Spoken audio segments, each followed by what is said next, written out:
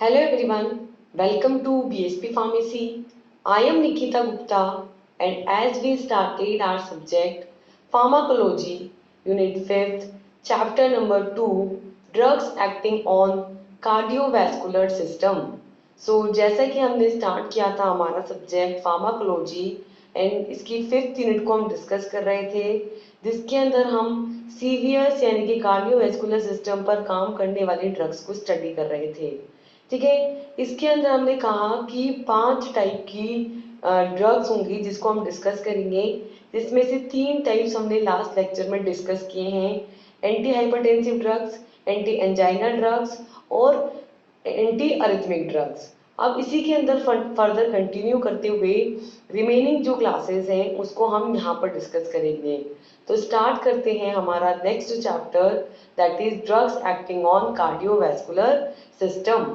ठीक है, इसके अंदर है आपके drugs which is use in the atherosclerosis and congestive heart failure. इसके अंदर हम डिस्कस करेंगे सबसे पहले उन ड्रग्स को जो कि एथेरोस्क्लेरोसिस के ट्रीटमेंट के लिए यूज की जाती है और कंजेस्टिव हार्ट फेलियर यानी कि सीएचएफ के ट्रीटमेंट के लिए यूज की जाती है। ठीक है, तो यहाँ पर हम देखेंगे कि सबसे पहले कि एथेरोस्क्लेरोसिस क्या होता है, कंजेस्टिव हार्ट फेलियर क्या होता है, ठीक है, और किस तरीके से इन डिजीज कंडीशंस को यहाँ पर ट्रीट आउट किया जा सकता है। ठीक है, तो इसके अंदर सबसे पहले है एथेरोस्क्लेरोसिस। क्या समझते हैं हम एथेरोस्क्लेरोसिस से? That arteriosclerosis occurs when the blood vessels that carry the oxygen and nutrients from the heart to the rest of the body, that is arteries, become thick and stiff, which is sometimes restricting blood flow to the organs and tissues. The atherosclerosis is the buildup of fat, cholesterol, and other substances in and on the artery walls. This buildup is called as plaque, and this plaque causes arteries to narrower and blocking the blood flow. This plaque can also burst and leading to the blood clot. ठीक है, तो क्या समझते हैं हम कि जो दो चीजें होती है, एक तो होता है आर्टीरियोस्क्लेरोसिस और एक होता है एथेरोस्क्लेरोसिस। ठीक है, तो आर्टीरियोस्क्लेरोसिस का मतलब होता है कि जब आपकी जो ब्लड वेसल्स होती हैं जो कि ऑक्सीजन और न्यूट्रिएंट्स को लेके जाती है, कहाँ से? हार्ट से बॉडी के रेस्ट ऑफ द पार्ट के अंदर, जब ये आर्टरीज आपकी थिक हो जाती है, स्टिफ हो जाती है, ठीक है, और जिनकी वजह से आपके ऑर्गन्स और टिश्यूज तक जो ब्लड फ्लो है वो यहाँ पर रेस्ट्रिक्ट हो जाता है। ठीक है, ये ब्लड फ्लो आपका प्रॉपर नहीं हो पाता, तो उस तरीके की जो डिजीज कंडीशन है उसको बोलते हैं हम आर्टीरियोस्क्लेरोसिस। बेसिकली ये कहना चाहते हैं कि आर्टीरियोस्क्लेरोसिस का मतलब है कि जो आपके आर्टरीज हैं, ठीक है, इन आर्टरीज के अंदर जो ब्लड फ्लो है वो यहाँ पर प्रॉपरली नहीं हो पा रहा, और यहाँ पर जो आपके आर्टरीज हैं, जो हार्ट की आर्टरीज हैं जो कि ब्लड और न्यूट्रिएंट्स को बॉडी के डिफरेंट पार्ट्स तक लेकर के जाएंगी, ठीक है, ये जो है, ये जो मूवमेंट है, ये जो पाथवे है, ये यहाँ पर रेस्ट्रिक्ट हो जाता है, ये आपके थिक और स्टिफ हो जाता है, तो उसकी वजह से जो ब्लड फ्लो है वो प्रॉपर नहीं हो पाता, तो उस कंडीशन को तो बोलते हैं हम आर्टीरियोस्क्लेरोसिस। ठीक है, सेकेंड होता है आपके एथेरोस्क्लेरोसिस, जिसके अंदर क्या होता है, जो ये आर्टरीज रहती हैं, इन आर्टरीज की वॉल पर कोलेस्ट्रोल, फैट और डिफरेंट अदर सब्सटेंस जो है वो यहाँ पर बिल्डअप हो जाते हैं, वो यहाँ पर इकट्ठा होने लगते हैं, क्लॉट हो जाते हैं, ठीक है, और एक प्लेग वो यहाँ पर बना लेते हैं, जिसकी वजह से जो आपके आर्टरीज हैं, ठीक है, इनका जो पाथवे वो क्या हो जाता है, नेरो हो जाता है। ठीक है, तो उस कंडीशन को बोलते हैं हम एथेरोस्क्लेरोसिस। दो चीजें हैं, एक तो ये है कि आर्टरीज के स्टिफ हो जाने की वजह से, आर्टरीज के थिक हो जाने की वजह से प्रॉपरली ब्लड सप्लाई नहीं हो पा रहा, तो वो तो आर्टीरियोस्क्लेरोसिस है। और एथेरोस्क्लेरोसिस का मतलब है कि यहाँ पर जो आर्टरीज है उसके अंदर फैट या कोलेस्ट्रॉल डिपॉजिट हो गया है, प्लेग जम गया है, इस प्लेग के बनने की वजह से ब्लड सप्लाई प्रॉपर नहीं हो पा रही, न्यूट्रिएंट सप्लाई प्रॉपर नहीं हो पा रही, ठीक है, तो उसको बोल रहे हैं एथेरोस्क्लेरोसिस। ये जो प्लेग यहाँ पर डिपॉजिट होता है इसकी वजह से आपकी आर्टरीज नेरोवर हो जाती है, छोटी हो जाती है, और ब्लड फ्लो ब्लॉक होने लगता है। ठीक है, अगर ये जो प्लैग है यहाँ पर, ये यहाँ पे बस्ट भी हो सकता है, और बस्ट होने की वजह से यहाँ पे जो ब्लड है वो यहाँ पर ब्लड क्लोटिंग भी यहाँ पर वो देखने को मिल सकती है। ठीक है, तो इस तरीके से ये दोनों चीजें जो है ये डिसऑर्डर्स, हार्ट डिसऑर्डर्स होते हैं। एक तो है आर्टेरियोस्क्लेरोसिस, अथेरोस्क्लेरोसिस। ठीक है, सिम्टम्स क्या है, कैसे पता चलेगा कि कंडीशन है? सिम्टम्स हैं, first chest pain, second weakness in your arms and legs, third is high blood pressure और किडनी फेलियर। तीन मेजर सिम्टम्स हैं इसके। पहला है कि चेस्ट में पेन होगा, है ना, चेस्ट में दर्द हो सकता है, इसकी वजह से प्रॉपर ब्लड सप्लाई नहीं होगी, प्रॉपर ऑक्सीजन डिमांड फुलफिल नहीं होगी। ठीक है, तो उसकी वजह से चेस्ट पेन हो सकता है। सेकेंड है कि आपके आर्म्स के अंदर, आपके लेग्स के अंदर कमजोरी आ जाएगी, प्रॉपर उनको न्यूट्रिएंट नहीं मिलेंगे, ऑक्सीजन नहीं मिलेगी, तो ऑब्वियस सी बात है हाथ पैरों में कमजोरी आने लगेगी, वीकनेस आने लगेगी। थर्ड है कि आपका ब्लड प्रेशर इंक्रीज हो जाएगा, या फिर किडनी फेलियर जैसी प्रॉब्लम्स भी यहाँ पर देखने को मिल सकती हैं। ठीक है, next is the drugs which are use in the atherosclerosis. अब कौन सी ड्रग्स है यहाँ पर जो इस एथेरोस्क्लेरोसिस के ट्रीटमेंट के लिए दी जाएगी? ठीक है, तो इसके अंदर ड्रग्स में फर्स्ट है आपके calcium channel blockers, second is the vasodilators, third is the diuretics, fourth is the angiotensin converting enzyme inhibitor, that is ACE inhibitor, and fifth is the angiotensin receptor blocker, that is AT blocker, and sixth is the sympathetic inhibitors। ठीक है, तो इन्हें 6 major classes में यहाँ पर divide किया गया है। इस अथेरोस्क्लेरोसिस के ट्रीटमेंट के लिए 6 मेजर क्लासेस हैं जिनकी ड्रग्स प्रिस्क्राइब की जाती है। फर्स्ट जो है यहाँ पर काम करते हैं by the calcium channel blockers. Calcium channel blockers क्या करेंगे, आपके कैल्शियम चैनल्स पे बाइंड होकर के, ये ड्रग्स जो होंगी ये कैल्शियम चैनल्स पर बाइंड होकर के कैल्शियम चैनल को ब्लॉक कर देंगी, और ब्लॉक करके calcium channel blocking action produce करेंगी। ठीक है, so these are the drugs which block the calcium channel in the myocardium and thereby reduce the contractility of the myocardium. For an example, phenylalkylamine, benzodiazepine, dihydropyridine, etc. ठीक है, तो ये जो calcium channel blockers होते हैं ये क्या करते हैं आपके मायोकार्डियम के अंदर, मायो मतलब होता है मसल, किसकी मसल्स?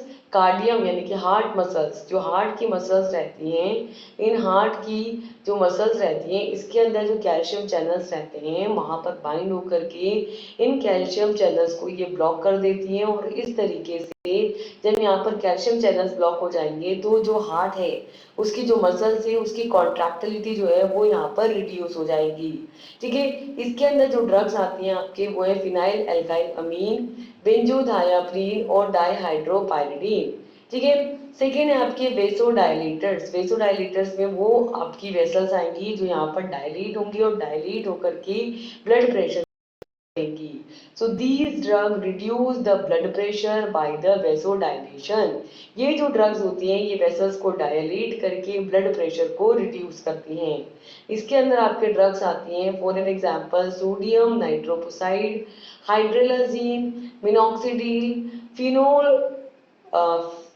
फिनोल्डोपाम और डाया एजोक्साइड। ठीक है, तो यहाँ पर ये जो ड्रग्स हैं आपके सोडियम नाइट्रोप्रोसाइड, हाइड्रोलिजीन, मिनॉक्सिडिल, फिनोल्डोपाम और डाया एजोक्साइड, ये जो ड्रग्स होती है ये यहाँ पर वेसल्स को डायलेट करके ब्लड प्रेशर को रिड्यूस करके एथेरोस्क्लेरोसिस को ट्रीट करती है।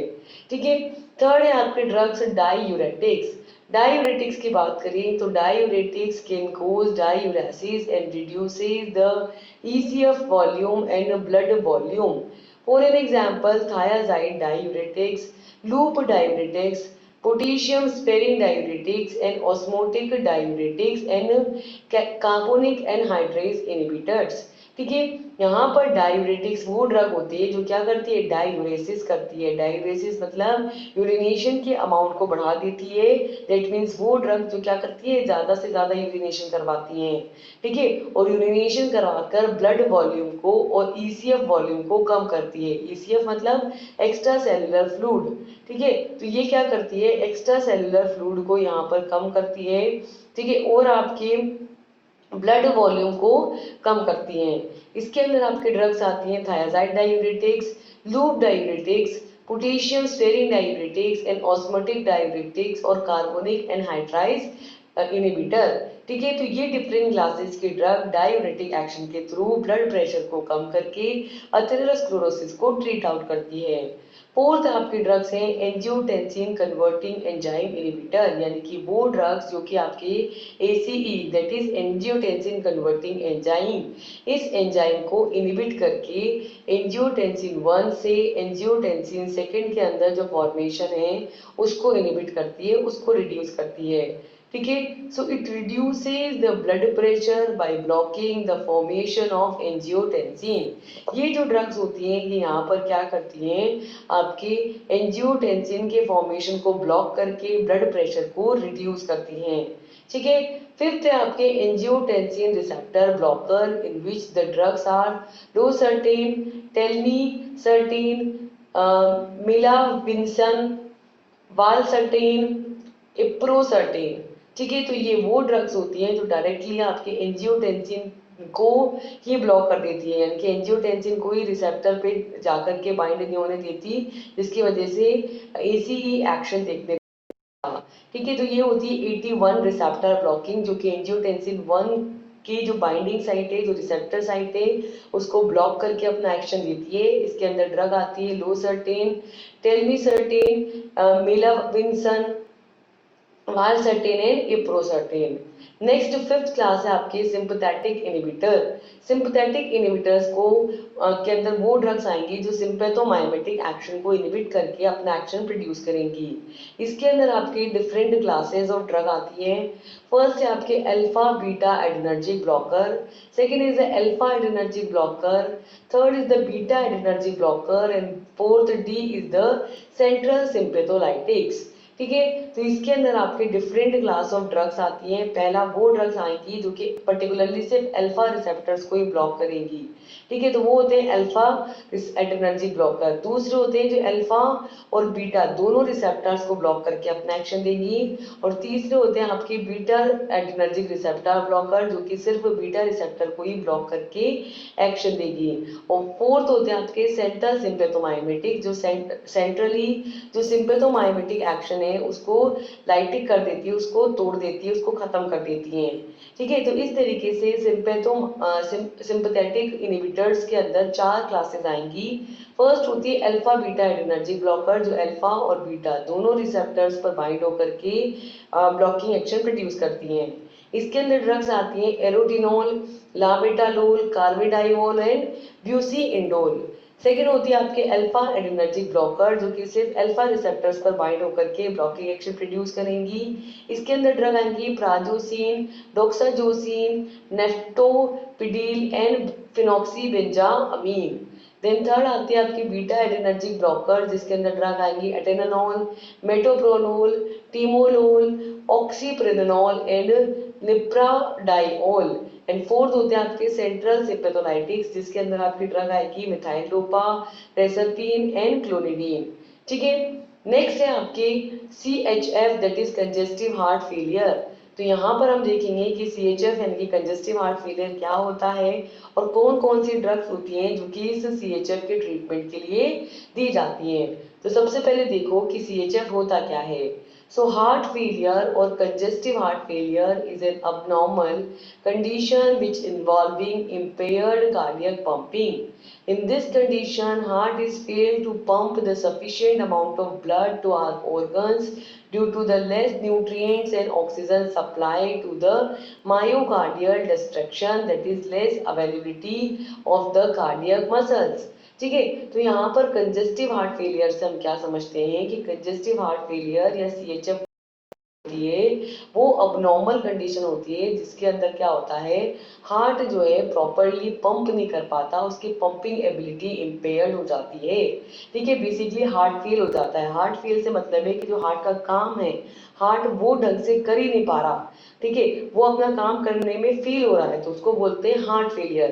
तो हार्ट फेलियर या कंजेस्टिव हार्ट फेलियर वो कंडीशन होती है जिसके अंदर हार्ट की जो पंपिंग एबिलिटी है, ठीक है, वो यहाँ पर अबनॉर्मल हो जाती है। तो ये वो कंडीशन है जिसके अंदर हार्ट जो है एक सफिशिएंट अमाउंट के अंदर ब्लड को पंप कर पाने में फेल हो जाता है, किसको, ऑर्गन्स को, जिसकी वजह से जो न्यूट्रिएंट्स हैं, ऑक्सीजन है, उनकी जो सप्लाई है मायोकार्डियल सेल्स को या हार्ट की सेल्स को, वो प्रॉपरली नहीं हो पाती, वो डिस्ट्रैक्ट हो जाती है, जिसकी वजह से जो हार्ट मसल्स या कार्डियक मसल्स हैं उनकी एबिलिटीज जो है यहाँ पर फंक्शन करने की वो कम हो जाती है, ठीक है। तो क्या कहना चाह रहे हैं कि हार्ट फेलियर का मतलब है कि अगर आपके हार्ट प्रॉपरली काम नहीं कर पा रहा है, मतलब कि जो न्यूट्रिएंट्स और ऑक्सीजन सप्लाई करने का ही काम है हार्ट का, तो वो यहाँ पर प्रॉपरली नहीं कर पा रहा है क्योंकि मायोकार्डियल सेल्स जो हैं वो यहाँ पर अबनॉर्मल हो गई है। तो उस कंडीशन को बोलते हैं हम कंजेस्टिव हार्ट फेलियर या CHF, ठीक है। सो इस तरीके से बेसिकली हार्ट के थ्रू प्रॉपरली कॉन्ट्रैक्शन नहीं कर पाने की वजह से, प्रॉपरली ऑक्सीजन सप्लाई फुलफिल नहीं हो पाने की वजह से जो मायोकार्डियल सेल्स हैं वो डिस्ट्रैक्ट हो जाती है, मतलब कि वो प्रॉपरली काम नहीं कर पाती, और इस कंडीशन को क्या बोलते हैं, कंजेस्टिव हार्ट फेलियर बोलते हैं, ठीक है। Next is the types of heart failure. These heart failure are further divided into different types. First is the left-sided heart failure, second is the systolic heart failure and third is the diastolic heart failure, ठीक है। तो तीन type से इस heart failure को divide किया है। First एक तो लेफ्ट साइड का हार्ट फेल हुआ है, ठीक है, दूसरा है सिस्टोलिक हार्ट पे सिर्फ सिस्टोलिक पार्ट हार्ट इसमें फेल हुआ है, एंड सेकेंड है सिर्फ डायस्टोलिक एक्शन फेल हुआ है, कि एक तो वो कंडीशन है जब सिर्फ सिस्टोलिक एक्शन नहीं हो पा रहा और एक वो है जब सिर्फ डायस्टोलिक एक्शन नहीं हो पा रहा, ठीक है। तो फर्स्ट है आपके left sided heart failure. In this most common form of heart failure in which fluid may wake up in your lungs causing shortness of breath. Here right-sided heart failure often occurs with the left-sided heart failure. This failure may wake up into your abdomen, legs and feet which causing the swelling, ठीक है। तो ये जो है heart failure की most common form है जिसके अंदर जो फ्लूइड होता है वो आपके लंग्स के अंदर वापस चला जाता है, जिसकी वजह से सांस लेने में दिक्कत आती है, ठीक है। राइट साइडेड हार्ट फेलियर भी कभी कभी यहाँ पर लेफ्ट साइड के साथ देखने को मिलता है, ठीक है। फेलियर जो रहेगा उसको हम वापस से बैकअप कर सकते हैं, यानी कि जब इसके अंदर जो आपके अब्डोमेन है, पेट है, लेग्स है, पैर है, आपके फीट हैं, ठीक है, तो उन वो यहाँ पर प्रॉपरली जो है बैकअप नहीं कर पाते, वो बैकअप कर पाने में फेल हो जाते हैं, तो उसकी वजह से स्वेलिंग हो जाती है। उस कंडीशन को बोलते हैं लेफ्ट साइडेड हार्ट फेलियर, ठीक है। तो क्या समझ रहे हैं, लेफ्ट साइडेड हार्ट फेलियर के अंदर जो हार्ट का लेफ्ट साइड होगा वो यहाँ पर फेल हो जाएगा, ठीक है। कभी कभी यहाँ पर लेफ्ट के साथ साथ राइट पार्ट भी फेल हो जाता है, और किसकी वजह से होता है कि फ्लूइड जो है वो वापस से लंग्स में चला जाता है, जिसकी वजह से यहाँ पर शॉर्टनेस ऑफ ब्रीथ हो जाता है, ठीक है। और इस फेलियर की वजह से आपके अब्डोमेन, लेग्स और फीट के अंदर यहाँ पर फेल हो जाने से स्वेलिंग हो जाती है, क्लियर। देन सेकेंड है यहाँ पर systolic heart failure in which the left ventricles cannot contract vigorously which indicating a pumping problem, ठीक है। and second is that diastolic heart failure in which same the left ventricle cannot, here is contract and here is relax or fully filled, that which indicating a filling problem. These congestive heart defects may be diagnosed before the birth, right after the birth, during the childhood and not until the adulthood. It is possible to have a defect and no symptoms at all, ठीक है। तो ये जो होते हैं आपके दो type का होता है। सिस्टोलिक हार्ट फेलियर का मतलब है कि आपका हार्ट सिस्टोल नहीं कर पा रहा, मतलब कॉन्ट्रैक्ट नहीं हो पा रहा, ठीक है। तो ये आपके लेफ्ट वेंट्रिकल जो रहेंगे यहाँ पर, जब वो प्रॉपर्ली कॉन्ट्रैक्ट नहीं हो पाएंगे तो उसकी वजह से पंपिंग प्रॉब्लम यहाँ पर देखने को मिलेगी, ठीक है। उसको तो बोलते हैं सिस्टोलिक हार्ट फेलियर। और सेकेंड होता है आपके डायस्टोलिक हार्ट फेलियर, जिसके अंदर जो आपके लेफ्ट वेंट्रिकल है वो रिलैक्स नहीं हो पाते, ठीक है, रिलैक्स नहीं हो पाते और वो फुल्ली फिल्ड ही रहते हैं, ठीक है, वो पूरी तरीके से भरे हुए रहते हैं और वो कॉन्ट्रैक्ट होकर के आगे ब्लड को सप्लाई नहीं कर पाते। मतलब कि देखो, जब आपकी कॉन्ट्रैक्शन होगा ना, ठीक है। जब कॉन्ट्रैक्शन होगा तो कॉन्ट्रैक्शन से यहाँ पर जो फ्लूइड भरा रहेगा हार्ट के अंदर, कॉन्ट्रैक्शन से वो डिफरेंट बॉडी पार्ट्स को सप्लाई हो जाएगा, ठीक है। तो जब कॉन्ट्रैक्शन नहीं होगा तो यहाँ पर फ्लूइड भरा रह जाएगा और बॉडी पार्ट्स को सप्लाई नहीं हो पाएगा, पहली कंडीशन।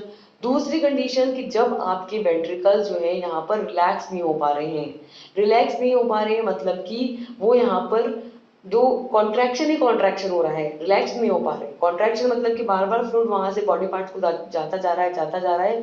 जब वो रिलैक्स होंगे तब वो प्रॉपरली पूरे भरेंगे और फिर कॉन्ट्रैक्शन होगा तब बॉडी पार्ट्स को जाना चाहिए, लेकिन ऐसा नहीं हो रहा। यहाँ पर वो रिलैक्स नहीं हो पा रहे, फुल्ली फिल्ड नहीं हो पा रहे, जिसकी वजह से यहाँ पर फिलिंग प्रॉब्लम हो रही है, ठीक है। कंजेस्टिव हार्ट डिफेक्ट्स होते हैं उनको कई बार बर्थ के पहले ही डायग्नोज कर लिया जाता है, कई बार जस्ट जैसे ही बर्थ हुआ उसके बाद ही डायग्नोज होते हैं, कई बार बचपन में डायग्नोज होते हैं और कई बार एडल्टहुड तक भी इनका पता नहीं चल पाता है, ठीक है। लेकिन फिर भी यहाँ पॉसिबिलिटी है कि यहाँ पर डिफेक्ट हो और कई बार कोई सिम्टम्स भी ना हो, सिम्टम्स भी नहीं, आपको पता भी नहीं चल रहा कि डिजीज स्टेट है, ये डिसऑर्डर स्टेट है, लेकिन ये डिजीज स्टेट, ये डिसऑर्डर स्टेट वहां पर एग्जिस्ट करती है, ठीक है। तो इस तरीके से यहाँ पर डिफरेंट टाइप के हार्ट फेलियर्स होते हैं, इन्हें 3 मेजर कैटेगरीज में डिवाइड किया गया है, left sided heart failure, systolic heart failure और डायस्टोलिक हार्ट फेलियर, ठीक है। Next is the clinical manifestations. Clinical manifestations का मतलब है वो सारे क्लिनिकल सिम्टम्स जिनसे हमें पता चलेगा कि यहाँ पर जो आपका हार्ट है वो फेल हो चुका है, ठीक है। इसके अंदर आएगा आपके फर्स्ट ट्रैकीकार्डिया। ट्रैकीकार्डिया का मतलब होता है इंक्रीज्ड हार्ट रेट, ठीक है। तो यहाँ पर क्या होगा, आपकी हार्ट रेट इंक्रीज हो जाएगी, ट्रैकीकार्डिया की कंडीशन होगी। Second is ओडीमा, that is swelling in the ankles, legs and abdomen, ठीक है। जैसा कि हमने कहा कि फ्लूइड भर जाएगा, फ्लूइड भर जाएगा तो क्या होगा, ओडीमा होगा, यानी कि स्वेलिंग होगी। कहाँ पर, एंकल्स के अंदर, यानी कि आपके जो एंकल पोर्शन होता है वहां पर, लेग्स में, पैरों में, अब्डोमेन में, पेट में क्या होगा, स्वेलिंग होगी। Third is cachexia and muscle wasting, ठीक है। कैटेक्सिया की कंडीशन हो सकती है या मसल वास्टिंग, यानी कि धीरे धीरे जो मसल्स हैं वो यहाँ पर डिग्रेड होने लगेगी, वो कमजोर होने लगेगी, वो डिग्रेड होने लगेंगी, ठीक है। और प्रॉपरली यहाँ पर मसल्स जो हैं वो अपना फंक्शन नहीं कर पाएंगी। फोर्थ इज क्रिप्टिटेशन और विजिंग। तो यहाँ पर क्या होगा, क्रिप्टिंग होगी और विजिंग, यानी कि ऐसे घबराएंगे, है ना। तो यहाँ पर क्रिप्टिटेशन और विजिंग होगी। Fifth is third heart sound. यहाँ पर देखो हार्ट की 2 साउंड होती है, लब और डब, ठीक है। तो ये तो 2 साउंड होगी, इसके अलावा कोई तीसरी साउंड भी यहाँ पर सुनाई देगी। एंड सिक्स इज द हिपैटोमेगैली, ठीक है। यहाँ पर हिपैटोमेगैली की कंडीशन देखने को मिलेगी, यानी कि बॉडी जो है ओवर एनलार्ज कंडीशंस में आ जाएगी। और सेवंथ इज पल्स अल्टरेशन, की नॉर्मल जो पल्स होनी चाहिए 72 पर मिनट, ठीक है, वो यहाँ पर चेंज हो जाएगी, ठीक है, उसके अंदर अल्टरेशन देखने को मिलेगा, ठीक है। तो यहाँ पर डिफरेंट कंडीशंस होती हैं, डिफरेंट सिम्टम्स होते हैं, जिसके थ्रू हम इस हार्ट कंडीशंस को पता लगाते हैं, ठीक है। तो ये मेजर हमारे पास क्लिनिकल सिम्टम्स होते हैं जिसके थ्रू हम हार्ट फेलियर की कंडीशन को मैनिफेस्ट कर सकते हैं, उसको पता लगा सकते हैं, ठीक है। कि अगर आपके हार्ट रेट बहुत ज्यादा बढ़ रही है, अगर आपके घुटनों में, ठीक है, पैर में, पैर के जोड़ों में, ठीक है, पेट में स्वेलिंग हो रही है, मसल्स में पेन हो रहा है, ठीक है, बिजीनेस हो रही है, घबराहट हो रही है, थर्ड साउंड आ रहा है, हिपैटोमेगैली यानी ओवर साइज्ड बॉडी हो गई है, या यहाँ पर पल्स जो है वो अल्टर्ड हो गई है, पल्स चेंज हो गई है, तो ये सारे क्लिनिकल सिम्टम्स हैं जिससे हमें हार्ट फेलियर के बारे में पता चलेगा, ठीक है। Now the next is drugs which are use in the congestive heart failure. अब वो कौन कौन सी ड्रग्स हैं जो इस CHF के अंदर, कंजेस्टिव हार्ट फेलियर के अंदर दी जाती हैं। सो इसके अंदर ड्रग्स आती हैं such as calcium channel blockers, second vasodilations, third diuretics, fourth angiotensin converting enzyme inhibitors, fifth angiotensin receptor blockers and sixth is the sympathetic inhibitors। जो सेम ड्रग्स अभी आपने डिस्कस करी है इसके पहले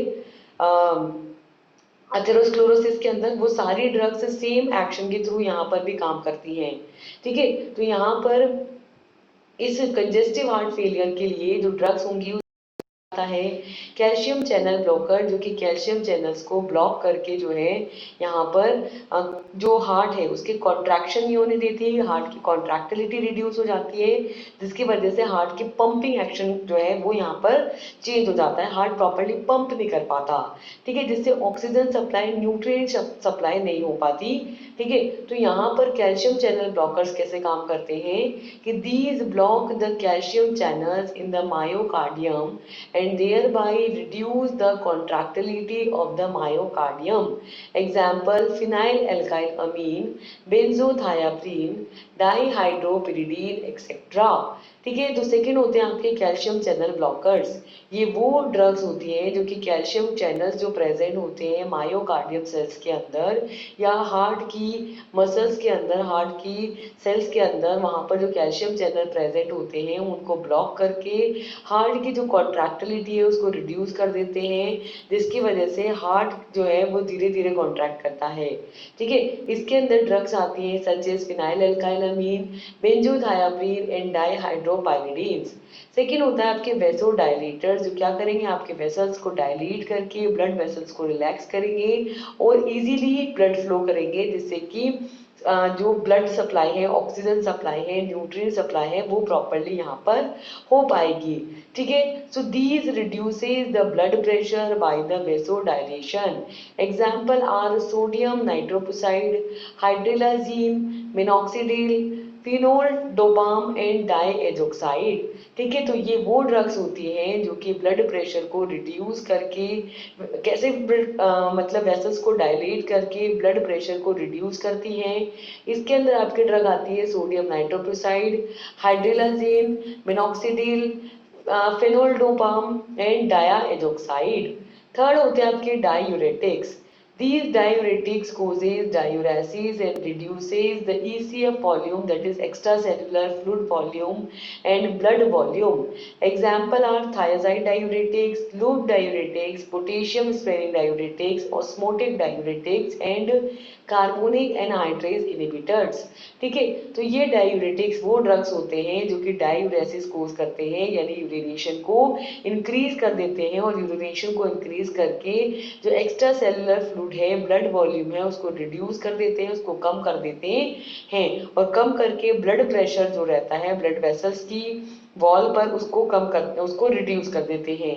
इसके अंदर आपके ड्रग्स आएंगी जैसे कि thiazide diuretics, loop diuretics, potassium sparing diuretics, osmotic diuretics और कार्बोनिक एनहाइड्राइज इनहिबिटर्स, ठीक है। नेक्स्ट फोर्थ आपके यहाँ पर क्लास होती है converting enzyme inhibitors, that is ACE inhibitors. It reduces the blood pressure by blocking the formation of angiotensin, ठीक है। तो ACE इनहिबिटर्स जो होते हैं ये वो ड्रग्स होती हैं जो कि क्या करती हैं, एंजियोटेंसिन के फॉर्मेशन को ब्लॉक करके ब्लड प्रेशर को रिड्यूस करती हैं, ठीक है। यानी कि एंजियोटेंसिन 1 से, ठीक है, एंजियोटेंसिन सेकेंड के जो फॉर्मेशन है उसको ये यहाँ पर ब्लॉक कर देती है। एंजियोटेंसिन 1 से एंजियोटेंसिन सेकेंड कैसे बनेगा, ACE एंजाइम की प्रेजेंस में बनेगा।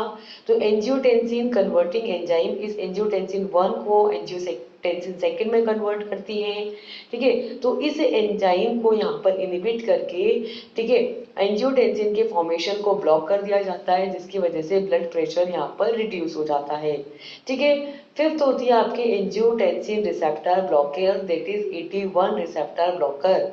इसके अंदर आपके ड्रग्स आती हैं लोसर्टेन, टेलमिसर्टेन, मेलाविंसिन, वेलसर्टेन एंड इप्रोसर्टेन, ठीक है। ये वो ड्रग्स होती हैं जो कि क्या करती हैं, इस 81 को जो इसके रिसेप्टर है उस रिसेप्टर पर जाकर इसकी जो बाइंडिंग है उस बाइंडिंग होने से रोक देती है, जिसकी वजह से यहाँ पर जो एंजियोटेंसिन है उसका फंक्शन देखने को नहीं मिल पाता। दैट मीन्स ये क्या करती है, एंजियोटेंसिन 1 की उसके रिसेप्टर पर बाइंडिंग को ब्लॉक करती हैं और ब्लॉक करके जो एंजियोटेंसिन का फंक्शन है वो यहाँ पर इनहिबिट हो जाता है। इसके अंदर आपके ड्रग्स आती हैं जैसे कि लोसर्टेन, टेलमिसर्टेन, मेलाविंसेन, वेलसर्टेन एंड इप्रोसर्टेन, ठीक है। 6 आपके यहाँ पर क्लास आती है सिंपैथेटिक इनहिबिटर्स। इसके अंदर ड्रग्स आएंगी such as alpha and beta adrenergic blocker, second alpha adrenergic blocker, third beta adrenergic blocker and fourth is the central sympatholytics. ठीक है। तो इन सिंपैथेटिक इनहिबिटर्स को 4 मेजर क्लासेस के अंदर डिवाइड किया गया है। फर्स्ट होते हैं आपके अल्फा और बीटा ब्लॉकर, यानी वो ड्रग्स जो कि अल्फा और बीटा दोनों रिसेप्टर को ब्लॉक करके अपना फंक्शन प्रोड्यूस कर सकती हैं। इसके अंदर आपके ड्रग आती हैं एरोटिनोल, लाबेटालोल, कार्वेडाइओल एंड ब्यूसिडाइओल। सेकेंड होती है अल्फा एड्रेनर्जिक ब्लॉकर जो कि सिर्फ अल्फा रिसेप्टर्स को ही ब्लॉक करके अपना एक्शन देती हैं। इसके अंदर ड्रग आएंगी प्राजोसिन, डोक्साजोसिन, नेफ्टोपिडीन एंड फिनॉक्सीबेंजामीन। थर्ड होती है बीटा एडिनर्जिक ब्लॉकर जो कि सिर्फ बीटा रिसेप्टर्स पर बाइंड करके उसको ब्लॉक करके अपना एक्शन देती हैं। इसके अंदर ड्रग्स आती हैं सच एज एटेनोल, मीटोप्रोलोल, टिमोलॉल, ऑक्सप्रिनोल और निप्राडाइओल। फोर्थ होती है सेंट्रल सिम्पैथोलाइटिक जो कि सेंट्रल सिंपैथेटिक नर्वस सिस्टम को के ब्लॉक करके अपना फंक्शन प्रोड्यूस करती हैं। इसके अंदर ड्रग्स आती है मिथाइल डोपा, रेसरपीन एंड क्लोनिडीन। ठीक है। तो ये वो सारी ड्रग हैं जो कि कंजेस्टिव हार्ट फेलियर की कंडीशन में दी जाती हैं। क्लियर है। नेक्स्ट है drugs and dosages in atherosclerosis and congestive heart failure. कि कौन कौन सी ड्रग्स हैं जो कि कितने कितने डोज में यहाँ पर एथेरोस्क्लेरोसिस और कंजेस्टिव हार्ट फेलियर की कंडीशंस में दी जाएंगी। ठीक है। तो इसके अंदर ड्रग्स आती हैं जैसे कि फर्स्ट है sodium nitroprusside whose dose is 25 mg per ml, that is 50 mg per 2 ml in the vials.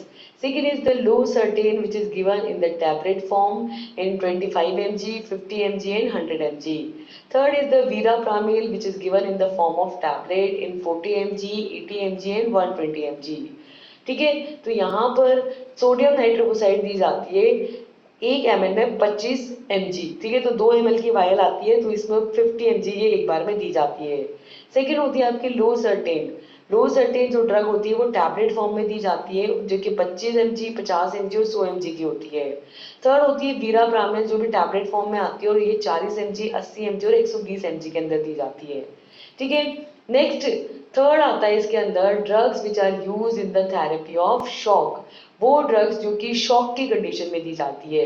तो यहाँ पे सबसे पहले तो ये समझो कि शॉक क्या होता है, कौन कौन से सिम्टम्स हैं शॉक के, कौन कौन से टाइप्स हैं, कैसे हम इस शॉक की कंडीशन को मैनेज कर सकते हैं, हाइपोवॉलेमिक शॉक क्या होता है, ठीक है, डिस्ट्रीब्यूटिव शॉक क्या होता है और कार्डियोजेनिक शॉक क्या होता है। एंड देन लास्ट में हम देखेंगे कि किस तरीके से इन चारों तरीके की शॉक की कंडीशंस को यहाँ पर ट्रीट किया जा सकता है। ठीक है। तो next is the drugs which are use in the treatment of shock. ठीक है। वो ड्रग्स जो कि यहाँ पर शॉक के ट्रीटमेंट के अंदर यूज की जाती हैं। तो सबसे पहले तो ये समझो कि शॉक होता क्या है। सो it is N abnormal physiological state which resulting from widespread and a serious reduction of tissues perfusion, that is if prolonged will lead to generalized impairment of cellular functions. Here, a life-threatening clinical syndrome of cardiovascular collapse, which is characterized by an acute reduction of effective circulating blood volume, that is hypotension. It is an adequate perfusion of the cells and tissues, that is hypoperfusion. If it is uncompensated, these mechanisms may lead to impaired cellular metabolism and death. Here, a clinical manifestation of shock are the result of stimulation of sympathetic and endocrine stress response, that is inadequate oxygen delivery and organ dysfunctions. ठीक है। तो next है आपके drugs जो कि shock की therapy के अंदर यूज किए जाते हैं। क्या होता है शॉक? शॉक एक एबनॉर्मल फिजियोलॉजिकल स्टेट होती है। किस वजह से होती है कि जो आपके यहाँ पर टिश्यूज का परफ्यूजन है, ठीक है, वो आपका बहुत ही ज्यादा हो जाता है। मतलब कि अगर यहाँ पर सेलुलर फंक्शंस इम्पेयर्ड हो जाएं, ठीक है, जनरलाइज्ड, मतलब जनरली क्या होता है यहाँ पे सेलुलर फंक्शंस प्रॉपरली नहीं हो पाते। ठीक है। तो अगर यहाँ पर क्या होगा, एक अबनॉर्मल फिजियोलॉजिकल स्टेट होगी। किसकी वजह से, कि यहाँ पर आपके जैसे टिश्यूज परफ्यूजन है, टिश्यू परफ्यूजन मतलब कि टिश्यूज को ब्लड सप्लाई हो रही है, ठीक है, ब्लड सप्लाई के थ्रू न्यूट्रिएंट्स ऑक्सीजन सप्लाई हो रही है, ठीक है। तो ये जो टिश्यूज परफ्यूजन है यानी कि ब्लड सप्लाई है टिश्यूज को, सेल्स को, ये यहाँ पर बहुत ज़्यादा रिड्यूस हो जाता है, बहुत ज़्यादा कम हो जाता है, ठीक है। बहुत ज़्यादा यहाँ पर प्रॉपरली ऑक्सीजन सप्लाई नहीं हो पाती, तो उसकी वजह से एक अबनॉर्मल फिजियोलॉजिकल स्टेट देखने को मिलती है जिसको बोलते हैं शॉक। और अगर ये बहुत लंबे टाइम तक चलती रहती है तो उसकी वजह से सेलुलर फंक्शंस यहाँ पर इम्पेयर्ड हो जाते हैं, डिस्टर्ब हो जाते हैं, यानी कि प्रॉपरली सेलुलर फंक्शंस परफॉर्म नहीं हो पाते, उस कंडीशन को बोलते हैं शॉक, ठीक है। तो यहाँ पर शॉक की कंडीशन जो है एक लाइफ थ्रेटनिंग कंडीशन है, इसके अंदर जान भी जा सकती है, इसके अंदर लाइफ थ्रेटनिंग क्लिनिकल सिंड्रोम ये होती है, यानी कि जानलेवा कंडीशन होती है, जिसके अंदर कार्डियोवैस्कुलर कोलैप्स हो जाता है, यानी कि हार्ट जो है वो यहाँ पर कोलैप्स हो जाता है, हार्ट जो है पूरा कॉन्ट्रैक्ट हो जाता है, ठीक है। जिसके अंदर क्या होता है, इफेक्टिव सर्कुलेटिंग ब्लड वॉल्यूम जो है वो बहुत ही ज़्यादा रिड्यूस हो जाता है, मतलब कि इसके अंदर जो ब्लड वॉल्यूम है जो कि सर्कुलेट होना चाहिए वो बहुत ही ज़्यादा कम हो जाता है, बहुत ही कम इसके अंदर ब्लड सर्कुलेशन देखने को मिलता है। दैट मीन्स यहाँ पर हाइपोटेंशन की कंडीशन हो जाती है, बहुत ज़्यादा ब्लड प्रेशर रिड्यूस हो जाता है, ठीक है। और हाइपो परफ्यूजन हो जाता है, यानी कि बहुत ही ज़्यादा जो सेल्स हैं, टिश्यूज हैं, उनको जो ब्लड की सप्लाई है, ब्लड परफ्यूजन है, वो भी यहाँ पर बहुत ही ज़्यादा इनएडिक्वेट हो जाता है, यानी कि प्रॉपरली सेल्स को, टिश्यूज को प्रॉपरली ब्लड जो है यहाँ पर सप्लाई नहीं हो पाता। इस कंडीशन को हम यहाँ पर बोलते हैं शॉक। और अगर इसको कंपनसेट नहीं किया जाए, ठीक है, तो इसकी वजह से सेल्यूलर मेटाबॉलिज्म जो है वो इम्पेयर्ड हो जाता है, वो प्रॉपरली नहीं हो पाता और फाइनली डेथ भी हो सकती है, ठीक है। तो ये जो शॉक की कंडीशंस होती है इसके क्लिनिकल मैनिफेस्टेशंस ये हैं, या इसके क्लिनिकल सिम्टम्स ये होते हैं कि इसके अंदर सिंपैथेटिक और जो आपकी न्यूरो एंडोक्राइन स्ट्रेस रिस्पॉन्स है वो यहाँ पर स्टिमुलेट हो जाता है, यानी कि न्यूरॉन्स के थ्रू जो एंडोक्राइन रिलीज हो रहा है, हार्मोन्स रिलीज हो रहा है, रिस्पॉन्स यहाँ पर जो है प्रॉपरली नहीं हो पाता, ठीक है। सिंपैथेटिक स्टिमुलेशन यहाँ पर हो जाता है, सिंपैथेटिक स्टिमुलेशन होता है, न्यूरो एंडोक्राइन स्ट्रेस रिस्पॉन्स यहाँ पर देखने को मिलता है, ऑक्सीजन सप्लाई प्रॉपरली नहीं हो पाती, और एट द एंड जो है ऑर्गन्स भी डिसफंक्शन हो जाते हैं, यानी ऑर्गन्स भी ठीक से काम नहीं करते। तो शॉक वो एक कंडीशन है, एक फिजियोलॉजिकल स्टेट होती है जिसके अंदर आपके प्रॉपरली जो टिश्यूज होते हैं, सेल्स होते हैं, उनको प्रॉपरली ब्लड सप्लाई नहीं हो पाती है, ठीक है, जिसकी वजह से सेल्युलर फंक्शंस डिस्टर्ब हो जाते हैं, सेल्युलर मेटाबॉलिज्म प्रॉपरली नहीं हो पाता, एंड फाइनली यहाँ पर डेथ भी हो सकती है, ठीक है। Next is the types of shock, ठीक है। तो इन शॉक की जो कंडीशंस हैं इसको फर्दर 4 टाइप्स के अंदर डिवाइड किया गया है, ठीक है। तो नेक्स्ट है types of shock. The shock is further divided into 3 major types. First is the hypovolemic shock, second is the cardiogenic shock, and third is the distributive shock, which is further classified in septic shock, neurogenic shock and anaphylactic shock. तो इस तरीके से जो shock की conditions हैं उसे further different types के अंदर डिवाइड किया गया है, जैसे कि hypovolemic shock, cardiogenic shock, distributive shock, septic shock, neurogenic shock और एनाफाइलेक्टिक शॉक, ठीक है। अब इन शॉक कंडीशंस को कैसे मैनेज किया जाता है? So next is the management of the shock. Here the management includes first inotrope, that is an agent that changes the myocardial contractility. Second is the vasopressor, which is an agent that increases the blood pressure. Then the third is chronotrope, which is an agent that changes the heart rate. Then the fourth is dromotrope, which is an agent that increases the cardiac conduction velocity. ठीक है। तो क्या कह रहे हैं यहाँ पर कि डिफरेंट टाइप के आपके शॉक्स होते हैं, जैसे कि फर्स्ट होते हैं आपके आइनोट्रॉप। आइनोट्रॉप वो एजेंट्स होते हैं जो कि क्या करते हैं, मायोकार्डियल कॉन्ट्रैक्टिलिटी को चेंज करके यहाँ पर शॉक की कंडीशन को ट्रीट करते हैं, ठीक है। मायोकार्डियल कॉन्ट्रैक्टिलिटी मतलब कि जो आपके हार्ट है, हार्ट की जो मसल्स हैं उनमें जो कॉन्ट्रैक्शन रिलैक्सेशन हो रहा है उसको ये यहाँ पर चेंज करेंगे। सेकेंड होते हैं वेसोप्रेसर। वेसोप्रेसर क्या करते हैं, जो आपके ब्लड प्रेशर होता है उसको इंक्रीज करने का काम करते हैं, ठीक है, और ब्लड प्रेशर इंक्रीज करके शॉक की कंडीशन को ट्रीट करते हैं। थर्ड होते हैं आपके क्रोनोट्रॉप। क्रोनोट्रॉप वो होते हैं जो आपके हार्ट ये, ठीक है, उस हार्ट रेट को चेंज करके शॉक की कंडीशन को ट्रीट करते हैं। और फोर्थ होते हैं आपके ड्रोनोट्रॉप, जो कि क्या करते हैं, कार्डियक कंडक्शन वेलोसिटी यानी हार्ट की जो कंडक्शन वेलोसिटी होती है उसको यहाँ पर इंक्रीज कर देते हैं, उसको बढ़ा देते हैं और उसको इंक्रीज करके शॉक की कंडीशन को ट्रीट करते हैं, ठीक है। तो इस तरीके से डिफरेंट टाइप के शॉक है और उनके ट्रीटमेंट के लिए डिफरेंट मैनेजमेंट स्कीम्स हैं, जैसे कि आइनोट्रॉपिक है ना, वेसोट्रॉप, क्रोनोट्रॉप और ड्रोमोट्रॉप, जो कि cardiac conduction, cardiac heart rate, blood pressure और कार्डियक कॉन्ट्रैक्टिलिटी को इंक्रीज करके अपना फंक्शन परफॉर्म करते हैं, ठीक है। इसके अंदर अब हम एक एक शॉक कंडीशन को यहाँ पर डिस्कस करेंगे। तो सबसे पहले आता है आपका हाइपोवॉलेमिक शॉक। हाइपोवॉलेमिक शॉक क्या होता है, देखो, so it is an improper tissue perfusion as a result of severe loss of blood or other fluid from the body or inadequate fluid intake, any of which decrease the intravascular volume. Here, some causes of the hypovolemic shock are hemorrhage, that is acute blood loss, second burns, and third is the excessive vomiting and diarrhea. ठीक है, hypovolemic shock का मतलब है कि यहाँ पर जो blood है, ठीक है, उसका जो परफ्यूजन है टिश्यूज को वो प्रॉपरली नहीं हो रहा, that means improper tissue perfusion है, जिसकी वजह से आपके बहुत ज़्यादा ब्लड लॉस हो जाता है, या फिर बॉडी से ब्लड या फिर जो भी अदर फ्लूइड्स है वो बहुत ज़्यादा लॉस्ट आउट हो जाते हैं, ठीक है, या वो कंडीशन जिसके अंदर हम एडिक्वेट अमाउंट के अंदर, अप्रोप्रिएट अमाउंट के अंदर फ्लूइड को इनटेक नहीं कर पाते, जिसकी वजह से इंट्रावेस्कुलर वॉल्यूम यहाँ पर डिक्रीज हो जाता है, ठीक है, यानी कि वेसल्स के बीच में जो वॉल्यूम है, वेसल्स में जो वॉल्यूम प्रेजेंट होता है वो कम हो जाता है। बेसिकली एक्सीडेंटल केसेस में जब सीवियर हेमरेज होता है, बहुत ज़्यादा ब्लड लॉस होता है, तो वो कंडीशंस भी आपके हाइपोवॉलेमिक शॉक के अंदर आती है।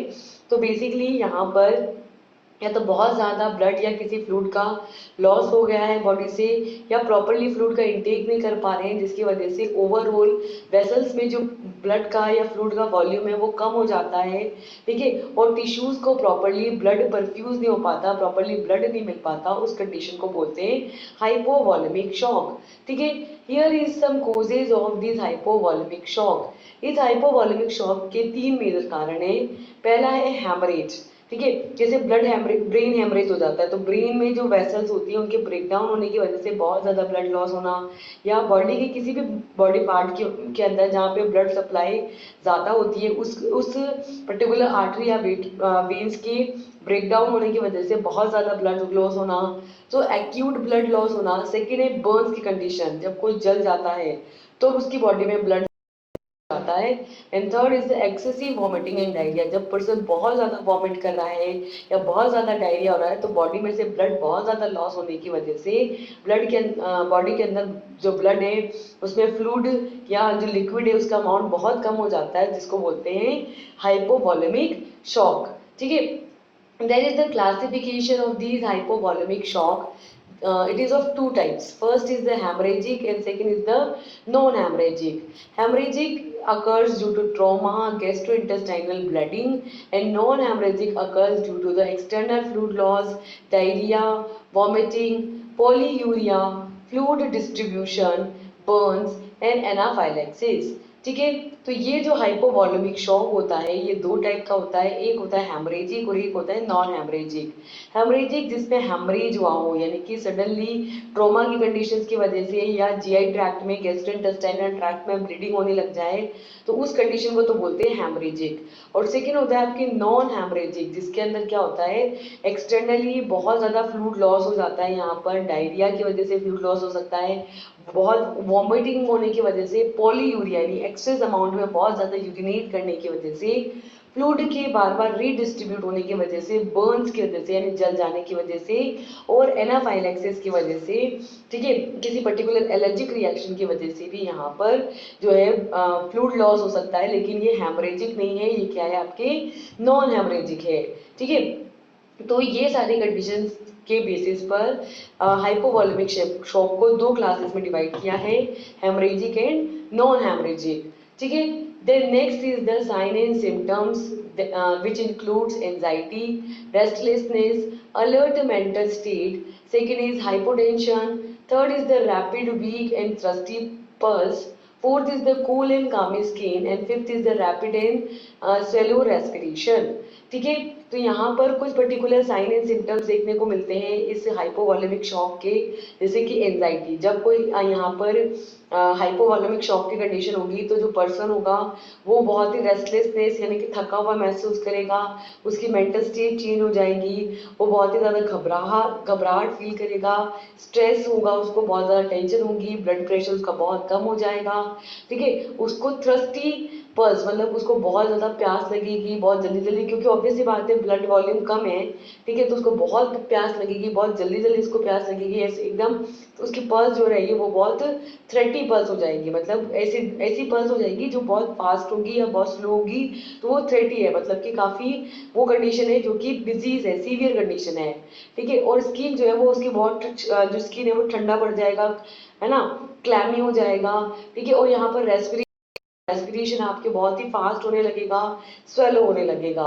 ठीक है, next is the clinical monitoring in which we will monitor the blood pressure, respiration, urine output and central venous pressure.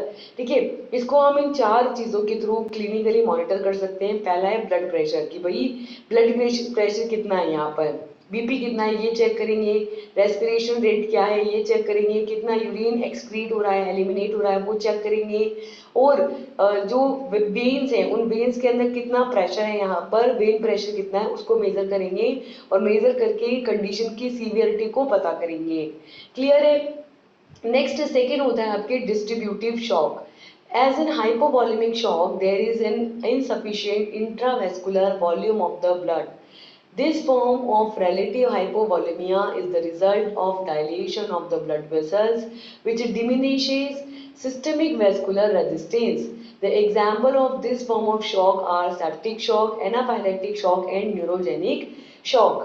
ठीक है, तो सेकेंड होता है आपके डिस्ट्रीब्यूटिव शॉक। डिस्ट्रीब्यूटिव शॉक की अगर हम बात करें तो हाइपोवॉलेमिक शॉक की तरह ही ये जो आपके डिस्ट्रीब्यूटिव शॉक होता है इसके अंदर जो ब्लड वॉल्यूम होता है वो इनसफिशिएंट होता है, यानी कि वो भी सफिशिएंट अमाउंट में नहीं होता है। तो इसके अंदर रिलेटिवली हाइपोवॉलेमिया होता है, यानी कि ब्लड वेसल्स जो रहती हैं वो डायलीट हो जाती हैं, और डायलीट हो जाने की वजह से यहाँ पर जो सिस्टमिक वैस्कुलर रेजिस्टेंस है वो कम हो जाएगा। वैस्कुलर रेजिस्टेंस मतलब वेसल्स के जो डायलीट होने के लिए जो रेजिस्टेंस उस पर अप्लाई हो रहा है वो रेजिस्टेंस कम हो जाएगा, जिसकी वजह से ब्लड वेसल्स डायलेट हो जाएंगे, और डायलेट होने की वजह से यहाँ पर जो ब्लड है या जो भी फ्लूइड है वो यहाँ पर रिलेटिवली कम रेट से फ्लो करने लगेगा। ठीक है, उस कंडीशन को बोलते हैं डिस्ट्रीब्यूटिव शॉक। ये तीन टाइप का होता है, सेप्टिक शॉक, एनाफाइलेक्टिक शॉक और न्यूरोजेनिक शॉक। ठीक है, इसके क्लिनिकल साइन एंड सिम्टम्स हैं, फर्स्ट हाइपरथर्मिया यानी कि increase temperature, second ट्रैकिकार्डिया that is increase heart rate, third wide pulse pressure भी ज्यादा हो जाएगा, fourth low blood pressure, BP is less than 90, 90 से भी कम हो जाएगा systolic blood pressure, and fifth is the mental status change, जो पर्सन है उसका मेंटल स्टेटस चेंज हो जाएगा। तो यहाँ पर जो भी पर्सन है जिसके अंदर डिस्ट्रीब्यूटिव शॉक की कंडीशन होगी उसका टेम्परेचर जो बॉडी टेम्परेचर काफी बढ़ा हुआ रहेगा, हार्ट रेट उसकी बहुत फास्ट रहेगी, पल्स रेट उसकी बहुत ज्यादा रहेगी, बीपी उसका बहुत कम हो जाएगा। ठीक है, यानी कि जब बीपी होता है आपका होता है 120/80। ठीक है, तो यहाँ पर जो एसबीसी है वो सिस्टोलिक ब्लड प्रेशर वो 90 से भी कम हो जाएगा, और इसकी मेंटल स्टेट जो रहेगी वो यहाँ पर चेंज हो जाएगी, उसका दिमाग भी सही से काम नहीं करेगा। Then the treatment of this septic shock is fluid replacement and oxygen. इस सेप्टिक शॉक की कंडीशन को कैसे ट्रीट आउट कर सकते हैं कि जो फ्लूइड है अगर वो कम हो गया है तो फ्लूइड को आप रिप्लेस करा दीजिए, फ्लूइड दीजिए पेशेंट को, उसकी बॉडी के अंदर फ्लूइड अमाउंट को मेंटेन कीजिए। सेकेंड इज सप्लीमेंटल ऑक्सीजन, जिसके अंदर हम ऑक्सीजन को सप्लीमेंट फॉर्म में देंगे यहाँ पर। ठीक है, जिससे कि सेप्टिक शॉक की कंडीशन ट्रीट आउट होगी। ठीक है, नेक्स्ट थर्ड होता है आपके कार्डियोजेनिक शॉक। कार्डियोजेनिक मतलब हार्ट की बात हो रही है यहाँ पे, हार्ट में जो शॉक है उसको बोल रहे हैं cardiogenic shock. So it is in state of inadequate cardiac output despite of adequate intravascular volume which resulting in the hypoxia. Here cool and molten skin, tachypnea, hypotension, altered mental status and narrowed pulse pressure।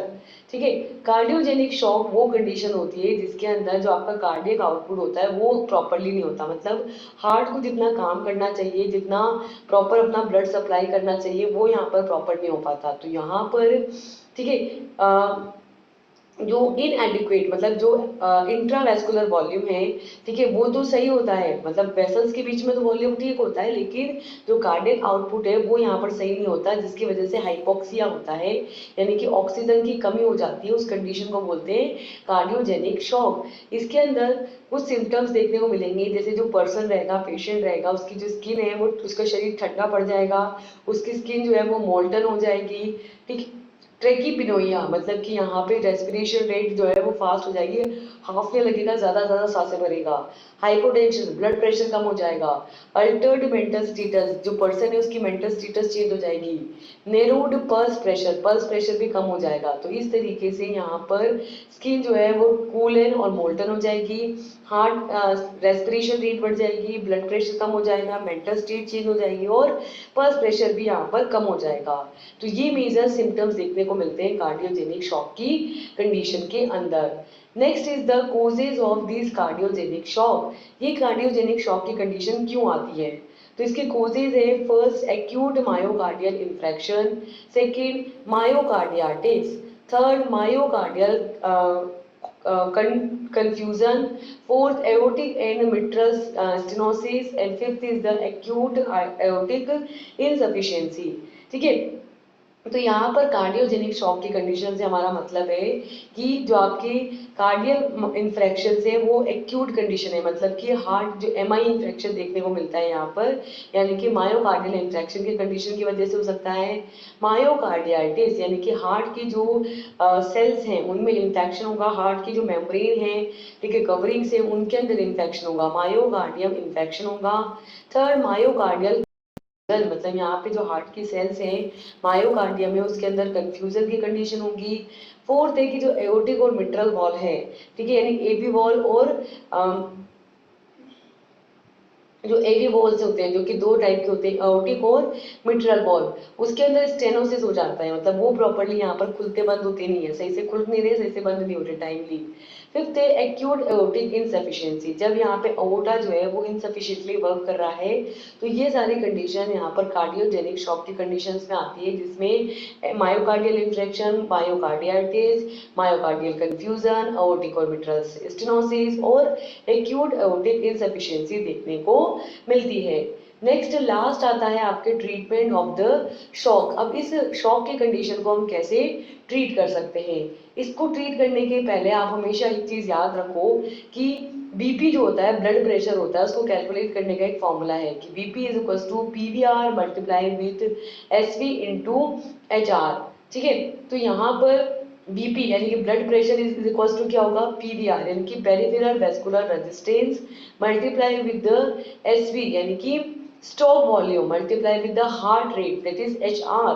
ठीक है, and ये दोनों को मिलाकर के बोलते हैं हम कार्डियक आउटपुट, यानी कि बीपी जो होता है आपके, ब्लड प्रेशर जो होता है, ये इक्वल होता है आपके cardiac output multiply with the PVR यानी कि पेरिफेरल वेस्कुलर रेजिस्टेंस, यानी कि आपकी एक पेरिफेरल वेस्कुलर रेजिस्टेंस जो रहेगा, जितना ज्यादा रहेगा उतना कम यहाँ पर हार्ट रेट होगी।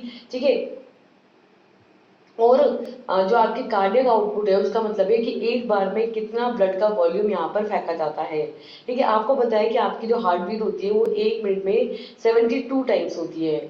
ठीक है, तो 72 टाइम्स होती है, तो एक बार में कितना होता है, वन टाइम के अंदर कितना यहाँ पर ब्लड का वॉल्यूम है जो यहाँ पर हार्ट के थ्रू पंप किया जाता है, तो वो तो है उसका कार्डियक आउटपुट। और पीवीआर में ये मल्टीप्लाई करते हैं कि कितना पेरिफेरल वेस्कुलर रेजिस्टेंस है, यानी कि उसको आप 72 से मल्टीप्लाई करोगे कि इतनी बार वहां पर आपको पंप करना है, तो टोटल कितना वॉल्यूम है जो यहाँ पर पंप किया जाएगा, ठीक है, और उसके बेसिस पे हम यहाँ पर बीपी यानी कि ब्लड प्रेशर कैलकुलेट करेंगे।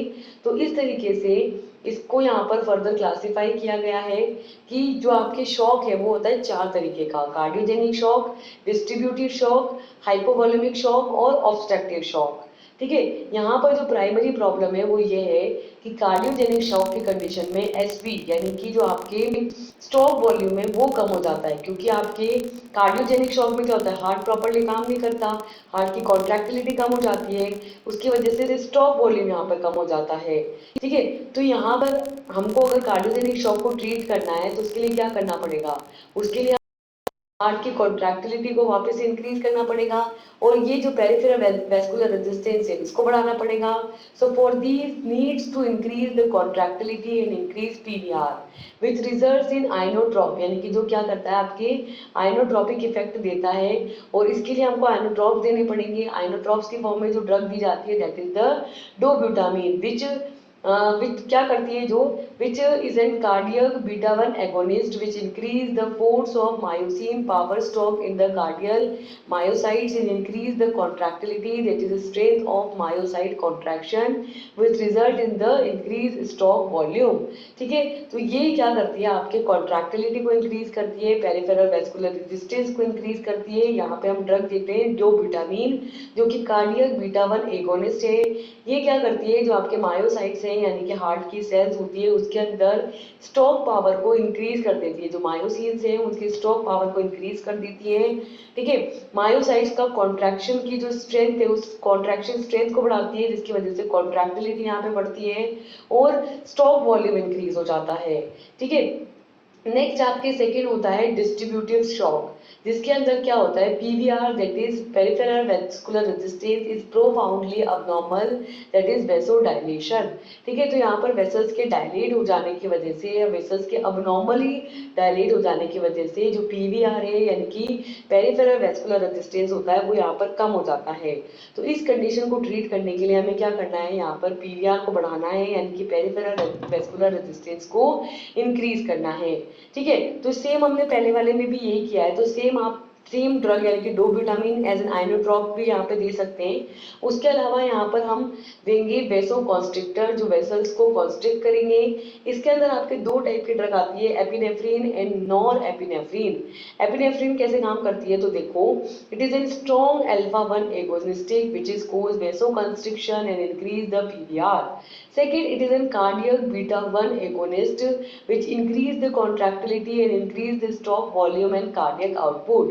Third, it is a strong beta 2 agonist and third bronchodilation which is used for the anaphylaxis shock. ठीक है।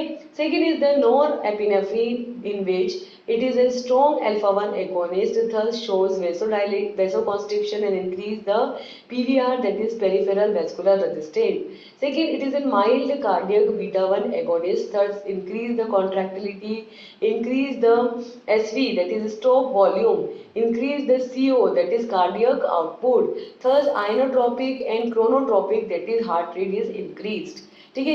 सेकेंड होता है डिस्ट्रीब्यूटिव शॉक जिसके अंदर क्या होता है, पीवीआर यानी कि पेरिफेरल वेस्कुलर रेजिस्टेंस कम हो जाता है, तो इसको हमें यहाँ पर पीवीआर को बढ़ाने की जरूरत है। इसके लिए हम आइनोड्रॉप्स दे सकते हैं और दे सकते हैं वेसो कॉन्स्ट्रिक्टर जो वेसल्स को कॉन्स्ट्रिक्ट कर देते हैं। इन वेसो कॉन्स्ट्रिक्टर के अंदर आती है आपके दो टाइप की ड्रग, एक तो आती है एपिनेफ्रिन और एक आती है नॉन एपिनेफ्रिन। एपिनेफ्रिन की बात करें तो एपिनेफ्रिन जो है एक स्ट्रॉन्ग अल्फा 1 एगोनिस्टिक ड्रग होती है जो कि वेसल्स को कॉन्स्ट्रिक्ट करके पीवीआर यानी कि पेरिफेरल वेस्कुलर रेजिस्टेंस को इंक्रीज करती है। सेकेंड होते हैं आपके स्ट्रॉन्ग कार्डियक बीटा 1 एगोनिस्ट, ठीक है। तो ये जो होते हैं स्ट्रॉन्ग ड्रग होती है जो कि स्पेसिफिकली कार्डियक बीटा 1 रिसेप्टर्स पर बाइंड होकर के कार्डियक बीटा 1 एगोनिस्टिक एक्शन देती है और हार्ट की कॉन्ट्रैक्टिलिटी को इंक्रीज करती है, स्ट्रोक वॉल्यूम को इंक्रीज करती है और कार्डियक आउटपुट को इंक्रीज करती है। थर्ड, ये जो एपिनेफ्रिन होती है ये बीटा 1 रिसेप्टर्स पर बाइंड होकर के बीटा 2 पर बाइंड होकर के बीटा 2 एगोनिस्टिक एक्शन देती हैं और आपकी ब्रोंकोस को डायलेट कर देती हैं, इस तरीके से ब्रोंको डायलेटिंग एक्शन देती हैं और एनाफाइलैक्टिक शॉक की कंडीशन में उसको ट्रीट करने के लिए यूज की जाती हैं, ठीक है। सेकेंड होती है आपकी nor epinephrine which is an strong alpha 1 agonistic drug ठीक है। ये जो नॉरएपिनेफ्रिन है ये भी 3 मैकेनिज्म के थ्रू काम करती है। पहला तो है ये अल्फा 1 पर स्ट्रांगली बाइंड होकर के स्ट्रॉन्ग अल्फा 1 एगोनिस्टिक एक्शन देती हैं और वेसल्स को कॉन्स्ट्रिक्ट कर देती है और पेरिफेरल वेस्कुलर रेजिस्टेंस को इंक्रीज करती हैं।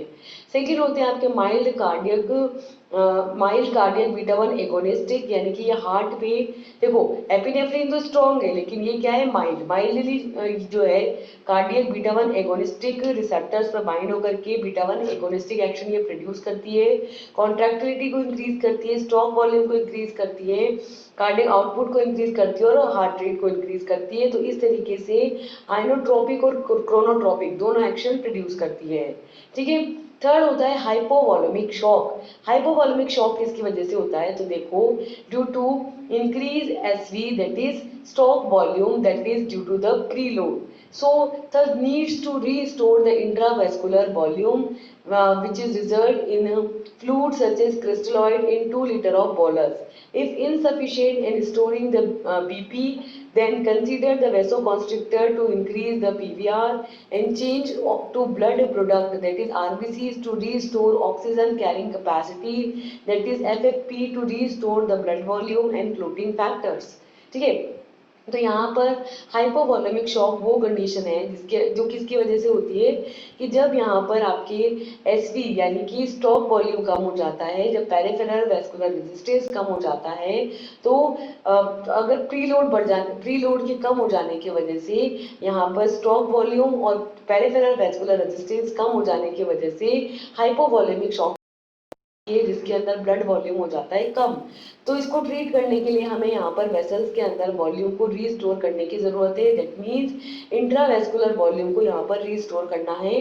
इसके लिए हम यहाँ पर फ्लूइड दे सकते हैं, फ्लूइड्स में क्रिस्टलॉइड दे सकते हैं जिसमें हम 2 लीटर देंगे बोलस रूट के थ्रू, और अगर फिर भी ये इनइफेक्टिव रहा तो यहाँ पर बीपी को रीस्टोर करने के लिए हम यहाँ पर वेसोकॉन्स्ट्रिक्टर्स देंगे जो पीवीआर यानी कि पेरिफेरल वेस्कुलर रेजिस्टेंस को इंक्रीज करेगा, या फिर हम ब्लड प्रोडक्ट्स को चेंज करेंगे जैसे कि हम आरबीसी देंगे वहां पर जिससे उसकी ऑक्सीजन कैरिंग कैपेसिटी बढ़ेगी, और हम एफएफपीज देंगे, ठीक है, जो कि ब्लड वॉल्यूम और क्लोटिंग फैक्टर्स को यहाँ पर फिर से रिस्टोर कर लेंगे।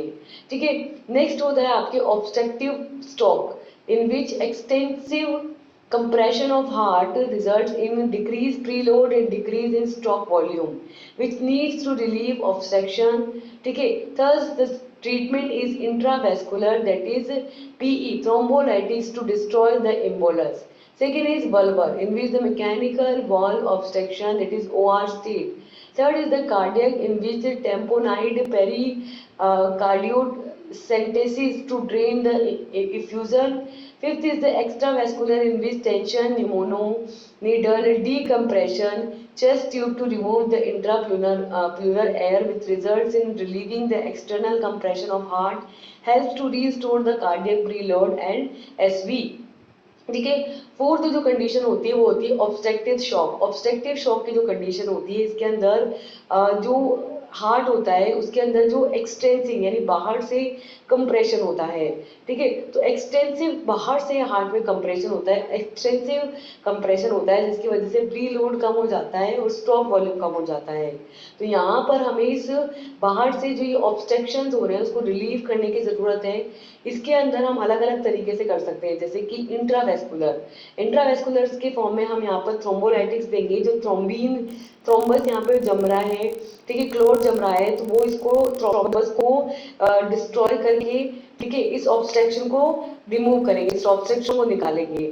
सेकेंड वल्वर जिसके अंदर हम मैकेनिकल वॉल्व जो रहेगा हमारा, उस मैकेनिकल वॉल्व में जो ऑब्स्ट्रक्शन है वो मैकेनिकल वॉल्व प्रॉपर्ली काम नहीं कर रहा तो उसकी वजह से ऑब्स्ट्रक्टिव शॉक देखने को मिल रहा है, तो उस मैकेनिकल वॉल्व को यहाँ पर ठीक करने की जरूरत है।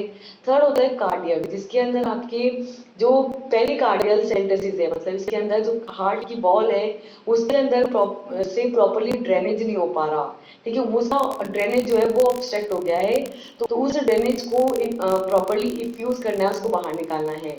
फोर्थ है एक्स्ट्रावेस्कुलर यानी कि हार्ट के बाहर जो है यहाँ पे न्यूमोनो में टेंशन इंक्रीज हो रहा है, ठीक है, तो इसके लिए यहाँ पर जो चेस्ट ट्यूब्स है या डीकम्पोजिशन के थ्रू इंट्राप्लूरल एयर है, ठीक है, यानी कि इसके अंदर जो आपकी लंग्स हैं उसके बीच में जो प्लूरल कैविटी है उसके अंदर जो एयर फील्ड है उसको रिमूव करके चेस्ट में डीकम्प्रेशन करना है, यानी कि कंप्रेशन, जो प्रेशर लग रहा है, कंप्रेशन लग रहा है, उसको कम करना है, टेंशन को रिड्यूस करना है। इसके लिए हम नीडल के थ्रू डीकम्प्रेशन करेंगे। ठीक है, तो अल्टीमेटली इससे क्या होगा, अल्टीमेटली इससे हार्ट का कंप्रेशन जो है वो रिलीव होगा और आपके जो हार्ट का प्रीलोड है वो वापस से रिस्टोर होगा। ठीक है, जो प्रीलोड कम हो गया था वो प्रीलोड फिर से स्टोर होगा और स्टॉक वॉल्यूम फिर से स्टोर होगा। ठीक है, तो इन सारे तरीकों से हम इन चारों तरीके के शॉक को, कार्डियोजेनिक, डिस्ट्रीब्यूटिव, हाइपोवॉलेमिक और ऑब्स्ट्रक्टिव, इन चारों तरीके के शॉक की कंडीशन को ट्रीट कर सकते हैं। ठीक है, तो इसी के साथ हमारा ये लेक्चर होता है यहाँ पर कंप्लीट, और कंप्लीट होती है ये यूनिट। ठीक है, इसके अंदर हमने डिस्कस किया कि सबसे पहले तो जो दो रिमेनिंग थे हमारे हार्ट की डिजीज के अंदर, ठीक है, कंजेस्टिव हार्ट फेलियर और एथेरोस्क्लेरोसिस, उसको डिस्कस किया, उसकी डिजीज कंडीशन, उसकी ड्रग कौन कौन सी ड्रग ट्रीटमेंट में देंगे उसको डिस्कस किया। एंड देन हमने स्टार्ट किया सेकंड पार्ट, जिसके अंदर हमने शॉक क्या होता है, शॉक को कैसे ट्रीट आउट करते हैं, कौन कौन से शॉक है, क्या क्या सिम्टम्स हैं, कैसे पता करेंगे कि शॉक कंडीशन है। ठीक है, तो ये सारी चीजें यहाँ पर डिस्कस की है। तो इसी के साथ हमारा ये लेक्चर होता है यहाँ पर कंप्लीट। ठीक है, अब हम मिलेंगे नेक्स्ट लेक्चर के साथ एक नई यूनिट के साथ। Till then, thank you and all the best, bye bye.